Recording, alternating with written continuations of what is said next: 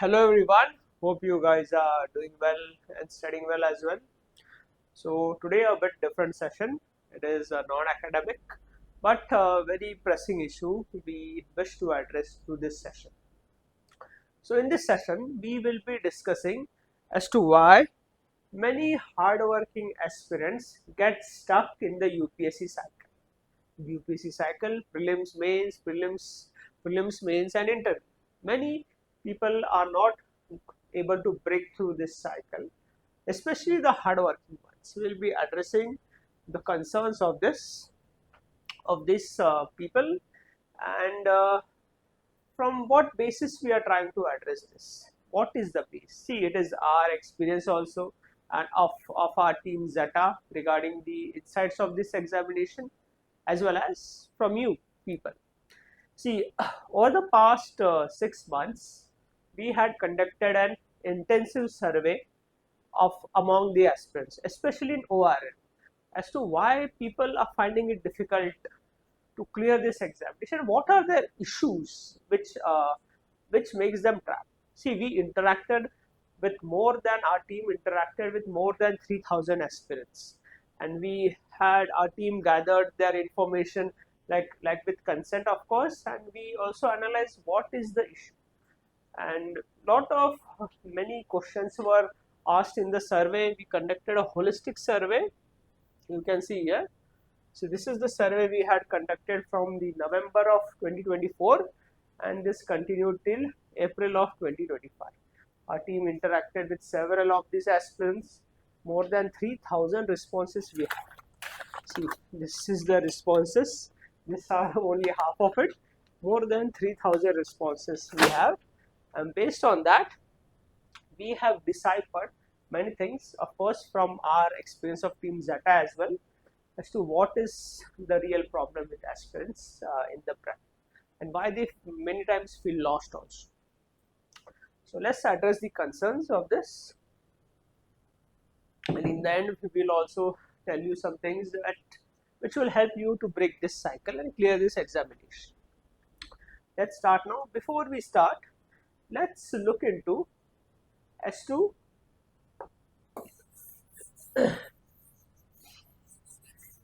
who are the people giving this examination. What is the requirement for you to give the UPSC CSE examination? Yes, there is some requirements needed, and UPSC itself has set the requirement that you should be fall between the age bracket of 21 to 32, and you should be a graduate, and of course you should be a citizen of India. These are the two requirements. Age is 21 to 32 and you should be graduate. And yes, there are relaxation as well. Now, see, it's such a wide bracket. 10 years people may have an age difference between them from 21 to 32, and you should be a graduate in any stream. So 10 years, some may be just college pass out, some may be working professional, etc., etc. And graduate, you can be graduate in any field: science, commerce, arts, then engineers, doctors, and other professional lawyers, etc. So what one can infer from this? AI, IIT, JEE, only science people give. CAT also mostly science people, arts also give. But see the diversity here. This exam is full of aspirants who come from various diverse backgrounds, and every aspirant in this, people who are giving this examination are different. So can one strategy, one blueprint, and one topper strategy, can one faculty strategy work for this diversity of aspirants? 10 lakh people give this examination or fill the form of this examination with such a diverse background. Diverse background means what? Every aspirant has a different way of learning, understanding, and writing things. So can one strategy work for all the aspirants? Can one topper stock work for all the aspirants?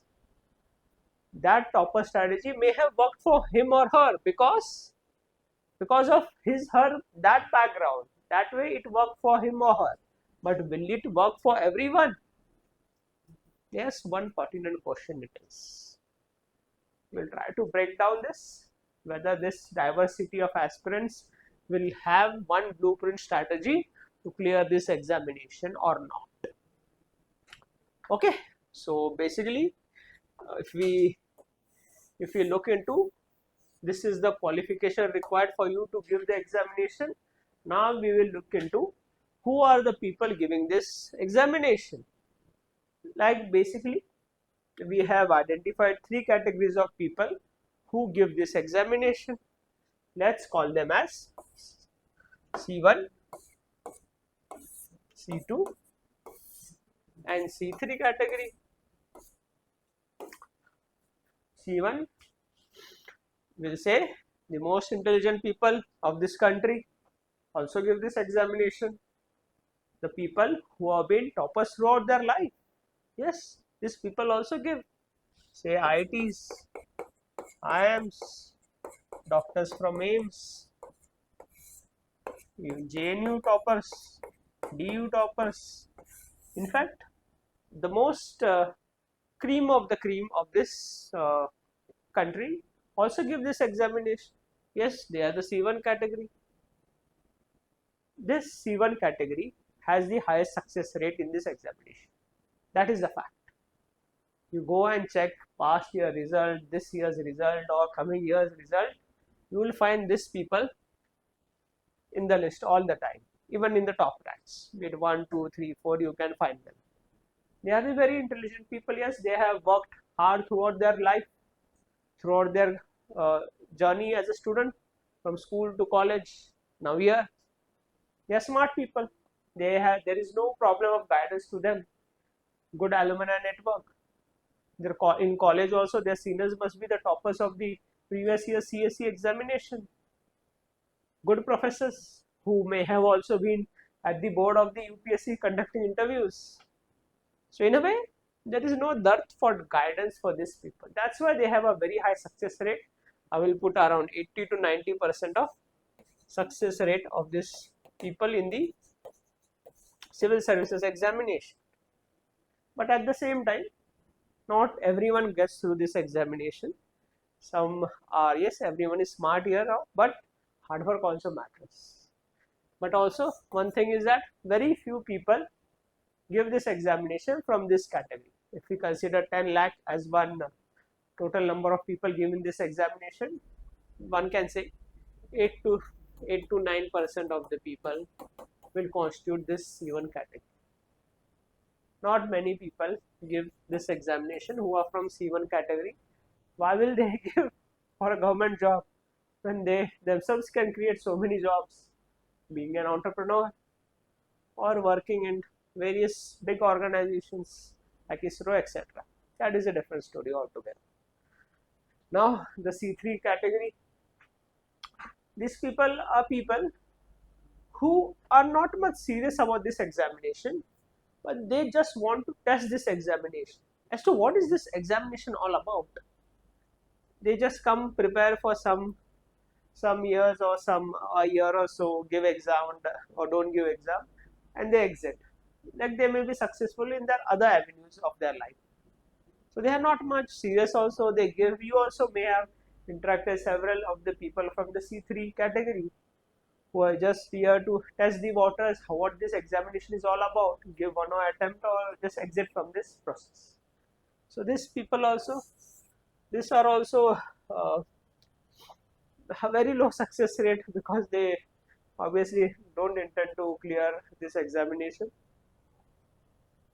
And also very few people are there. Again, I'll put this at 10 to 12% of the people come from C3 category. Now, most of the people giving this examination are from C2 category. Most of them have a service class background, middle class, lower middle class and slightly upper class people.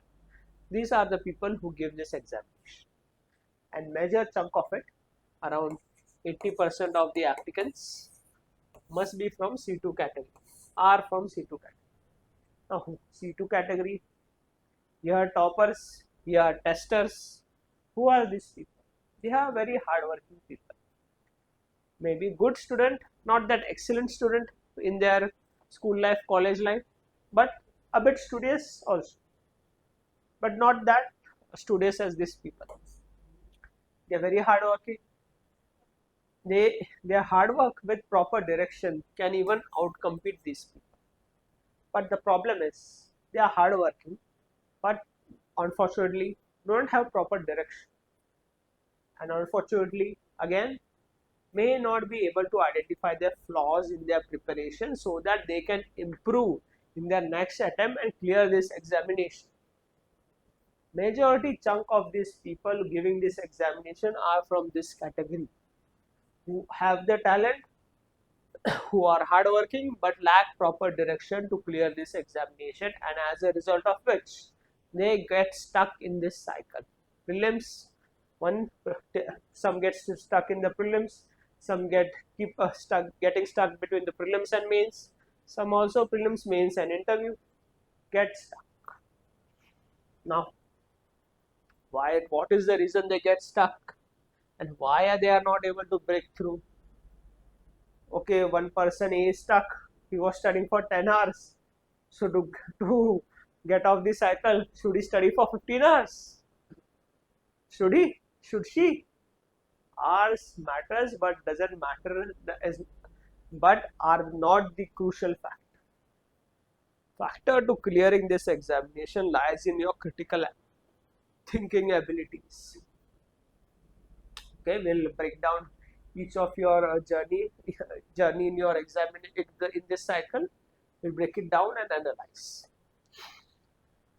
Okay, every aspirant goes through these phases in their prep, in the cycle. First is the prep phase, where you prepare, etc. We'll discuss each one of them in a bit detail. Then test and mock phase, you give a test papers, mock examination. How many mocks? 30 mocks, 50 mocks, 100 mocks. Quantity matters, does it? Okay, we'll discuss. Then comes the exam phase. You go and give the examination. One day examination is prelims, and almost a week is your mains examination. An interview is altogether different ball game. Interview doesn't play that important role in clearing the examination. Mains is the real thing. And then after this, discussing this, we will discuss in detail a bit what is this PYQs thing, what is the ho halla about this PYQs now. We'll discuss about it also, the PYQ conundrum. Are you getting trapped in the PYQs only? And of course now, especially for the people who will be appearing for the wish to appear for the mains of 2026, should you be ready by December? Should you be mains ready by December? Should you be? December, why not November? If November, why not January? 6 months are there for prelims. 6 months only prelims preparation. That also we'll discuss. And each one of these aspects we'll look into it. Okay. So first is your prep phase. You decide you are qualified to appear for this examination 21 to 32 bracket and graduate with so many diversity of aspirants, and you are one of those. So you start your prep phase. Obviously preparation means you at least find some books. Yes, books, study material.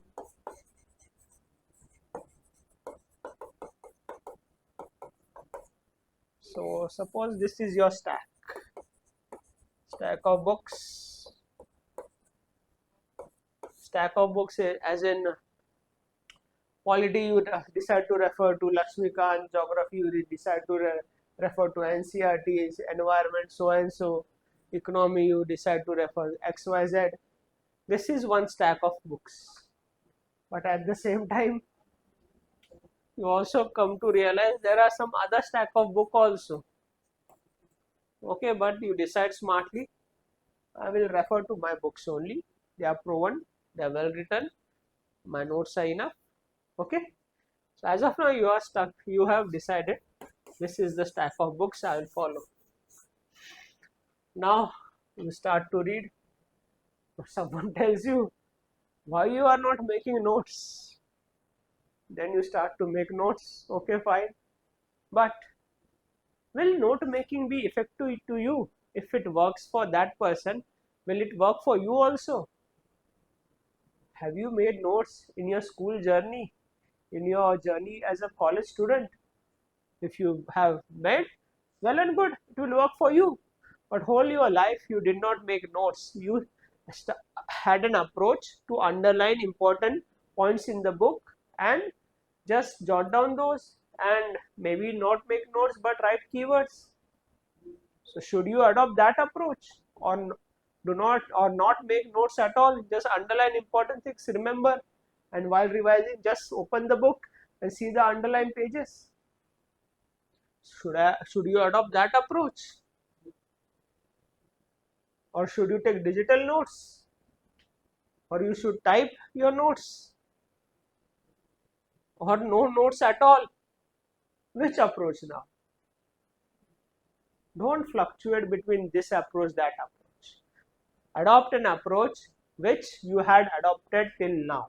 As a school student, as a college student, you have been habituated, your brain has been functioning that way. It suits you, it will suit you here also. As you said, the exam is very diverse, diversity of aspirants. What will work for you is what has worked for you before. See, Professor D.P. Agarwal was a chairman of UPSC for 5 years and as a member around 6 years. So he has spent around 10 years in the UPSC. Many of the lectures he says, to prepare to succeed in this examination, first you assess yourself. What does he intend to say? That is, assess, find your strengths and weaknesses. What worked for you there and will work for you here also. Don't adopt one blueprint approach that everyone is following. See whether that is habituated to you, because you are a different student. Every student here is different, had come from different background, different schooling. One approach will never work. Topper A says this someday, topper B will say that someday. Then who will you adopt? Adopt whatever suits you, not what others are telling. Whether it suits you, then adopt that strategy. Suits you as in assess yourself first, then you adopt a strategy. Otherwise, you will get stuck. Now, okay, notes have been finalized whether to take or no. Then, yes, other aspect is newspaper. Which newspaper do you read? Which newspaper now you should read? The Hindu or the Indian Express or any other third newspaper? Okay, I decided to read the Hindu. I'm preparing, but now all of a sudden someone is starting to say that read Indian Express. Now should you switch? This year's topper, suppose, I'm not referring to any topper, in a hypothetical way I'm saying that this year's topper has said read Indian Express. Okay, everyone started to read Indian Express.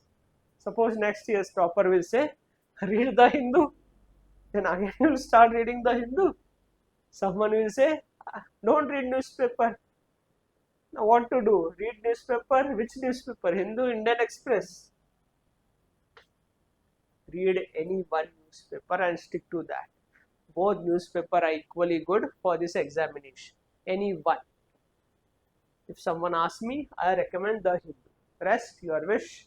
If you want to read Indian Express, well and good. You want to read Hindu, well and good. But read newspaper. See, yes, many will say we read notes. Yes, notes are good. But newspaper will tell you things in a story format. And we all know questions are not direct in UPSC. Notes are for remembering things, but question doesn't come directly from the notes. Questions are implicit. These questions you will be able to answer when you know the story behind it. So that's why newspaper is important. And lot of examples also come in newspaper. Ethics examples you have to think by yourself. Those examples you have to analyze. Situations you have to analyze. Public administration also, interlinking paper 1, paper 2 and current affairs will happen when you read newspaper and analyze things from public administration perspective. These things no notes will give. This will come from reading newspapers. Okay, we have also started a series of public administration where we are analyzing this all aspects from public administration perspective. Anyways, so this is regarding newspaper. Now next comes the question as an aspirant, environment, not environment and ecology, but study environment.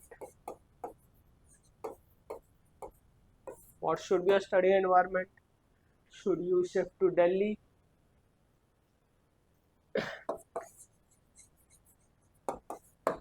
Should you be studying at home, library, room? One topper studied in the library, got selected. One topper studied in Delhi, got selected. No, topper already selected. So should you study in the library or should you study in your room? Is there a need to shift to Delhi? Study wherever you want to. What makes you feel comfortable, study that way. If you are comfortable in Delhi, then shift to Delhi. If you are comfortable at your home, you study at your home. Everything is now available online, but if you want competitive environment, shift to Delhi. It's your discretion. People who have studied in Delhi or have also cleared and have not cleared also. Similarly, people studying at home, they too have cleared the examination, and there are also people who have not cleared also. Rest your wish, your what has worked for you in college, school, that will also work for you. So that way you assess whether you want to study in Delhi, etc. That is your discretion. It doesn't matter where you study. It's all your, if you are self-directed, etc., you are self-motivated, then home. If you want to feel the competitive environment, you want to have one-to-one interpersonal interaction, then Delhi, it's your wish. This is not much of a deciding factor whether you clear this examination or not. So it's your wish, where whatever suits you, you study there. Okay. Now, most importantly, now comes the faculty and the famous or infamous mentorship. See, okay, you start to study, you happen to take classes also. For obviously you will be studying, then you will get doubt. Obviously it is part of the studying process. Now doubt ideally should be solved by faculties, but unfortunately faculty becomes non-accessible. Hardly they give time to aspirants. Then they say go to mentors. See, mentors are not faculty. Mentors are, yes, they can be good mentors as well, no issue with that. But in-depth understanding of the subject is of faculty. Ideally, your faculty should be your mentor. That will be an integrated assessment and learning process for you. This become separated, then problem happens. You have doubt in polity, suppose. Ideally, faculty should be solving any issues. You go to mentor M1. Mentor M1 tells you one thing. Okay, then again some doubt arose. Then you are given mentor M2, then M3. Different people will give you different feedback. Now, which feedback to follow? M1, M2, M3. Then also a view comes. You are referring wrong books. Should you change your book? Book stack, study material. Then confusion starts. Then what to do? assessment improvement started to come down, motivation, morale also comes down. Doubt creates problem in your preparation. Then it seems a bit difficult, but exam is not that difficult if you study properly and smartly. So this is the problem in the prep phase. Now what to do? This is all is happening. Suddenly someone comes in, again tells you change books, change study material, change newspaper. This all things doesn't matter. Refer standard books, stick to those books. Polity, Lakshmikant, best book I suppose. Rest your wish. So this is in the prep phase. What are the problems usually aspirant face? And then after that, somehow you prep phase is over. Now you decided to give test. Now you come to the mocks phase of your preparation of this examination. Mocks, yes, mocks has. Now what type of mocks you should give? Full length test, sectional test, daily answer writing, which you should be giving. That too, or no mocks at all. Many people have cleared this examination without writing any mocks. That is the final mock they gave there. Yes, they may be fast learner, or they have already have those skills of answer writing, understanding question, breaking question, etc. Different people, different strategies will work. Now what type of mock? Whether full length test, sectional, or daily answer writing.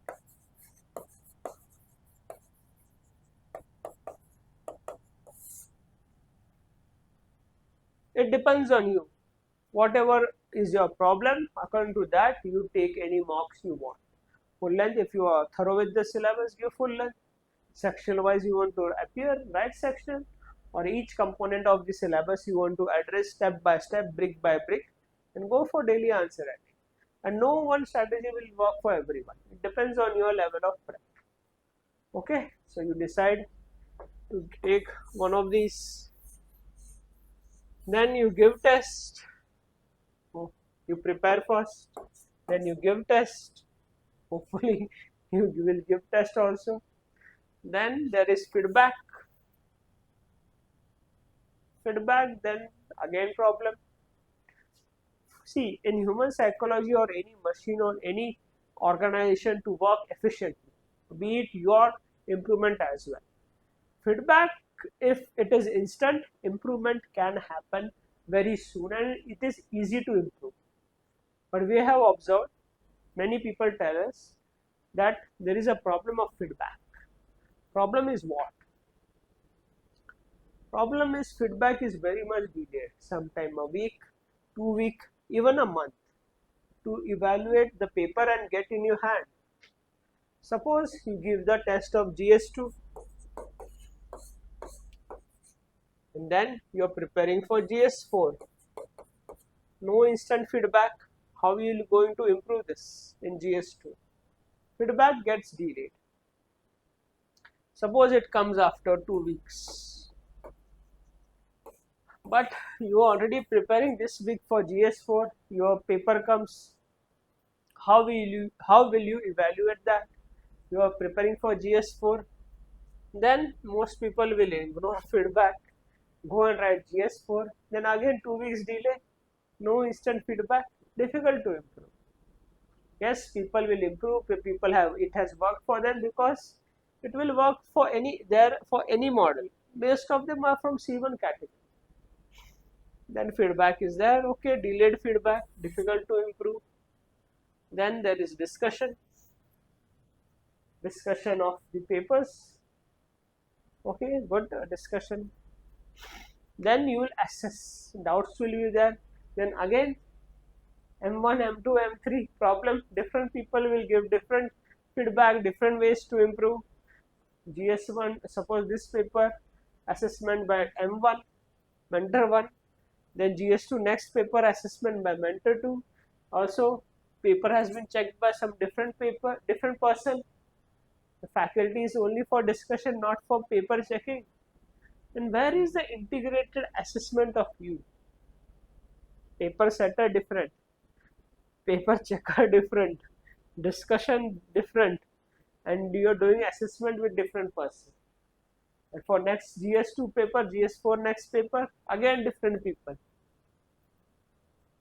Yes, subjects may be different, of course, but an integrated assessment will happen when there is your faculty sets the paper, the faculty discusses the paper, and the faculty will evaluate the paper, and feedback is instant.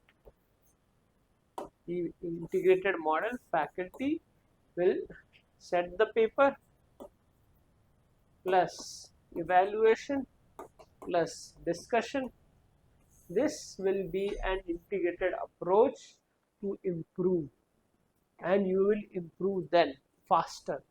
You won't get stuck here with different people, because if you have written something in your first test, in the next test you have been given feedback, so and so you have to improve, and you improved, and in the next test someone other gives you feedback that this is the problem, you improve this. Now what is right and what is wrong, that becomes a big, it creates confusion. Okay, so this is what one should have, an integrated approach to answer writing. Next comes the exam phase. Exam, now finally you decide to go to appear to the examination. Either your exam will go good and you will clear this examination, or it won't go good. Only two possibilities are there: you will clear or you will not clear. Now, not clearing has many aspects. Were you not able to perform well in the exam pressure situation? Not able to handle? Not able to show innovation that you were showing before? Many people, it happens, they score well in the mocks, but in the ultimate exam they don't score well. Or have you faced a burnout, that you gave too many tests before the examination, main examination, and there is a burnout, not able to think innovatively, critically, analyze things? Yes, burnouts are real. Too many tests will result in a burnout. Ultimately you have to perform there, or you did not prepare well. No preparation is good or bad. Everyone appearing for the mains will prepare, but the people who clear, difference lies in thinking critically, analyzing things, and innovating then and there in the paper. Most of the people refer the same material, but why do not they get the same marks? Analyzing things. This will happen when your critical thinking abilities are good, and whether you will be able to innovate or no in the examination. And many say paper came out of the box. Obviously it will come. One or two papers will be out of the box. That's the unpredictability of the UPSC. But it is out of the box for everyone, not just you. Optional say it's out of the box. Our option was difficult. No option is easy. No option is difficult. It all depends on your preparation. Now, good thing UPSC has done that it has set all the option at the same level. No option is getting very exceptional marks. No option is getting very exceptionally low marks. This all depends on your prep. No option is good or bad. Okay. Now, finally, fortunately, someone will clear. Unfortunately, many will not clear. Then again, you will go to that prep phase. Phase 1. Phase 1 we had discussed this prep phase. Then again doubts will come, whether should you change the book list, whether you should change the newspaper, whether you should change the mocks. Doing this, people get stuck. First thing, as said earlier, you should assess yourself. First, try and find your strengths and weaknesses and decipher what things have worked for you till now as a student. That will work for you now, even now. Don't blindly follow one blueprint. One blueprint is a sure path to disaster, because we had discussed how the exam is so diverse. Okay, so coming to the end of the session, now we will discuss some of the pressing issues, the PYQ conundrum. Now see, of late there has been a lot of hue and cry about PYQs. Yes, PYQs are a good way of analyzing things. It's generally said to predict the future, you look at the past. But future can be totally disruptive as well. The U in the UPSC, many people say, infamously stands not for union but for unpredictability. And UPSC is, yes, is unpredictable. It's a competitive exam. So what if UPSC sets a paper in such a way that all the previous years PYQs becomes irrelevant? Now some topper says that I cleared with PYQs only. Fine, it must be the lacuna in your prep till now. But is the problem with everyone's prep solving only PYQs? A person, suppose who has given last 3-4 mains, now what that person will solve against those PYQs? Already that person has solved it in the actual examination. Different people have different loopholes in their exam, in their preparation. If PYQs is an issue, yes, you should look at the PYQs, but not only just PYQs. Otherwise, your brain will get habituated thinking in only one direction.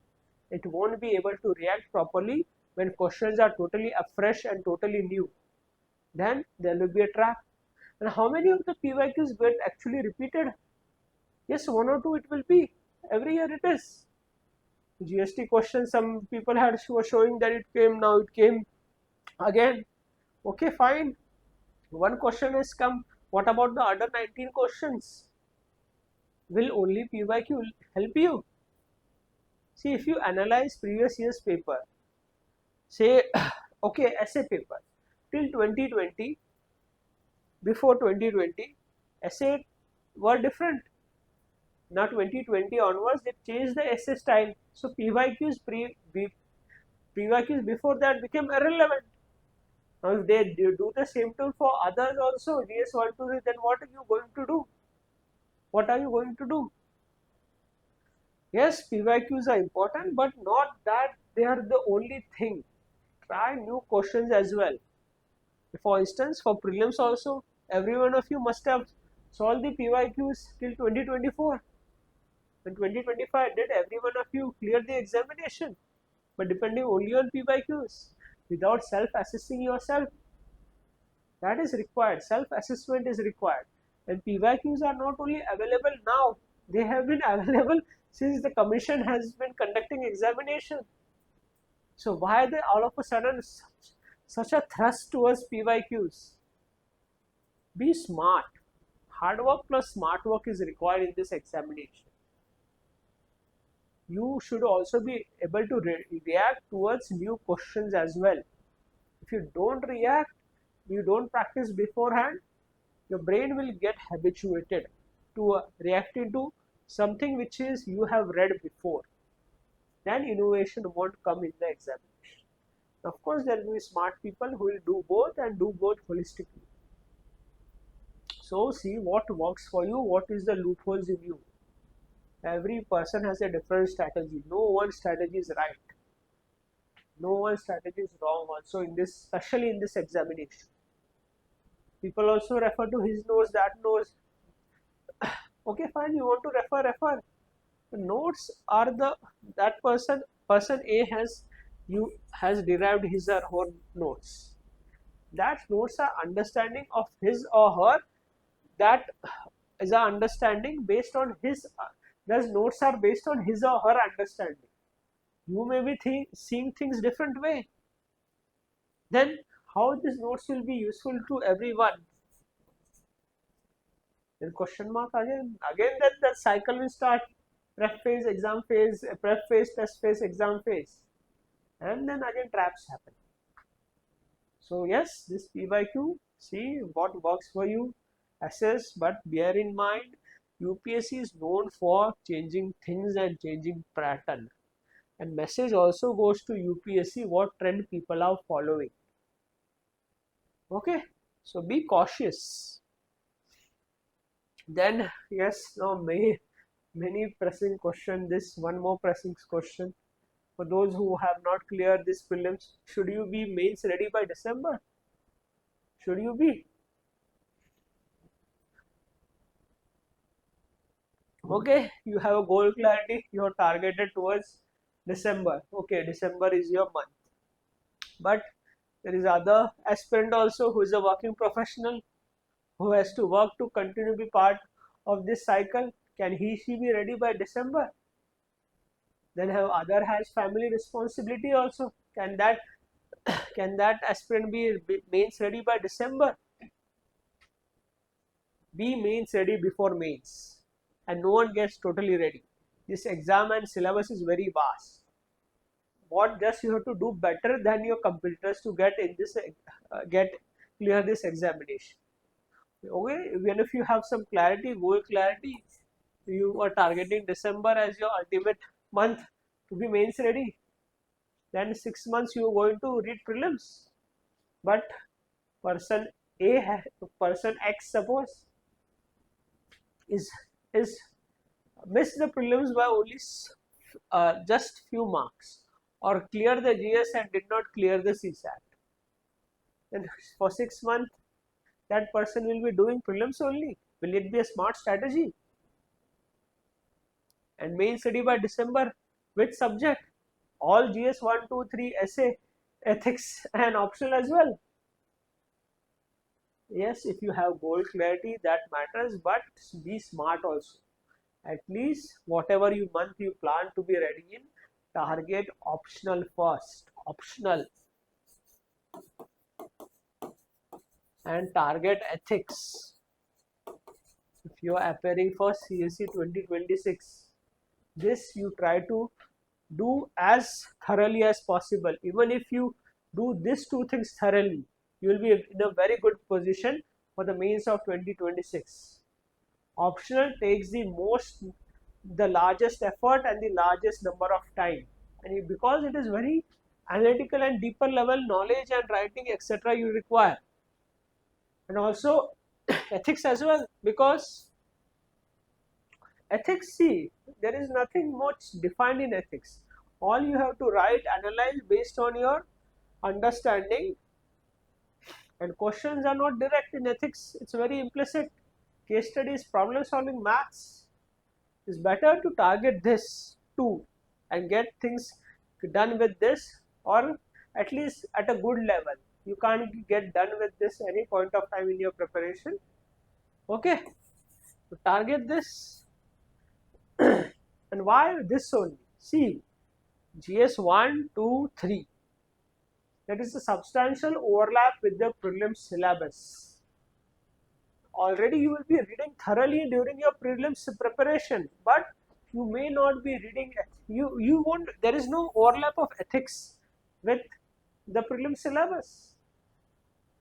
Optional, yes, there can be some overlap of different options, but in prelims also whatever overlap is there of optional, that is also very basic level, not advanced level, like optional demands. So get this two done and keep reading also. Why spend 6 months so much for only prelims? See, 4 to 5 months for any aspirant is enough to clear prelims. It's more than enough. If you are not clearing within those time, either you have not done your hard work, or otherwise smart work is a problem, or wrong work you have done. These 4 months, I think 4 to 5 months are more than enough to clear prelims examination, provided you work smartly, do hard work and put lot of effort. So focus on optional and ethics. See, like said earlier in the beginning of the session, that many people say that this work for them etc. See, those people are C1 category, they are very smart people. Things will work for them anyhow. They have good guidance, alumni network. The person who will be rank 1 in the CSE 25, well, then if he has to, even if hypothetically she appears in CSE 26, the person scored good rank only because they have developed good amount of critical thinking and right strategy, right guidance they have, and they have assessed themselves what are the loopholes. So to escape this cycle, think about, assess yourself, think about things which are not working out. And we also We also interacted, as said earlier, so many aspirants. Based on their interaction, we have also have an integrated model of of our program. That is, there is no separation between faculty, mentor, and yes, feedback is as instant as possible, and hopefully it will provide a holistic assessment, and hopefully this session was helpful for you. Okay then, happy learning.